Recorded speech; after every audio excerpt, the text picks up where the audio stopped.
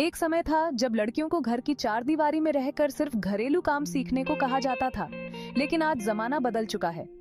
आज हमारी बेटियां हर फील्ड में आगे बढ़ रही हैं। सरकार की बेटी बचाओ, बेटी पढ़ाओ जैसी योजनाओं ने इस दिशा में एक क्रांति ला दी है।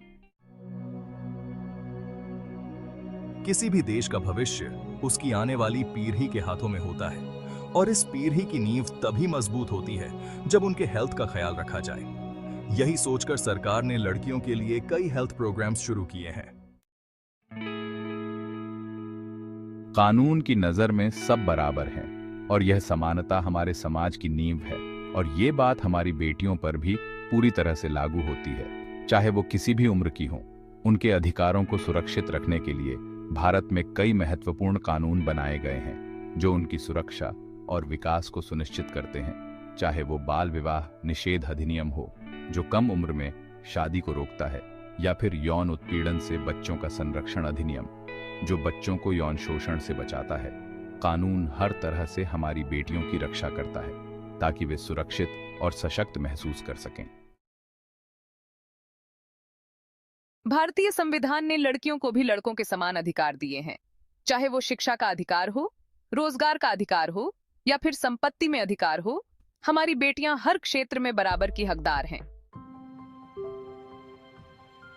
एक मजबूत और स्वस्थ राष्ट्र के लिए जरूरी है कि उसकी हर बेटी को सही पोषण मिले। इसी सोच के साथ सरकार ने आंगनवाड़ी कार्यक्रम जैसी कई पहल शुरू की हैं ताकि लड़कियों में कुपोषण को कम किया जा सके। खेल सिर्फ मनोरंजन का साधन नहीं है, बल्कि यह हमें अनुशासन, टीम वर्क और लीडरशिप जैसे गुणों को विकसित करने में भी मदद करता है। और मुझे यह कहते हुए गर्व हो रहा है कि हमारी बेटियां खेल के क्षेत्र में भी कोई कसर नहीं छोड़ रही हैं।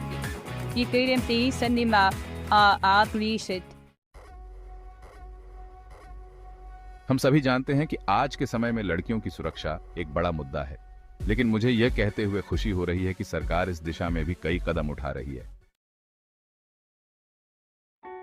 बाल विवाह एक सामाजिक बुराई है जिसका सबसे ज्यादा नुकसान हमारी बेटियों को ही उठाना पड़ता है।